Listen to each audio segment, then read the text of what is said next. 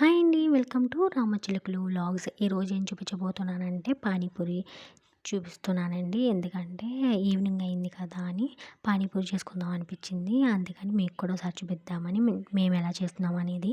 అందరూ ఒకేలాగా చేస్తారు కానండి, కాకపోతే ఒక్కొక్క చెయ్యి అయితే ఒక్కొక్క టేస్ట్ వస్తుందండి. అది చేసే వాళ్ళ బట్టి ఉంటుంది.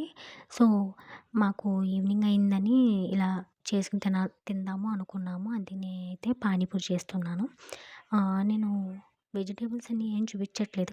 కటింగ్ కూడా చూపిస్తున్నాను. అంటే నేనేం చెప్పట్లేదు. మీ అందరికీ తెలిసిందే కదా అని. ఇంకోటేంటంటే అన్నీ ఒకేసారి పెట్టేసుకున్నానండి ఈ విధంగాని. ఎందుకంటే అప్పటికప్పుడు కొయ్యాలంటే ఇబ్బంది అవుతుందని. చూసారు కదా! ఈ విధంగా ఎల్లుల్లిపాయలు, అల్లము, జీలకర్ర, 2 లవంగ మొగ్గలే తీసుకున్నాను.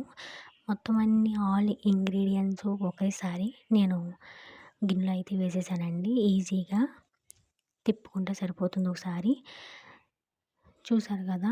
మీకు ఆల్రెడీ అంతకుముందు నేను చేసిన విధంగానే ఉంటుంది. చపాతీల్లో చేశాను కదా! అలాగే ఉంటుంది. కాకపోతే కొంచెం దానికి దీనికి ఏంటంటే నేను బఠానీలు ఇక్కడ మిక్సీ కొట్టలేదు.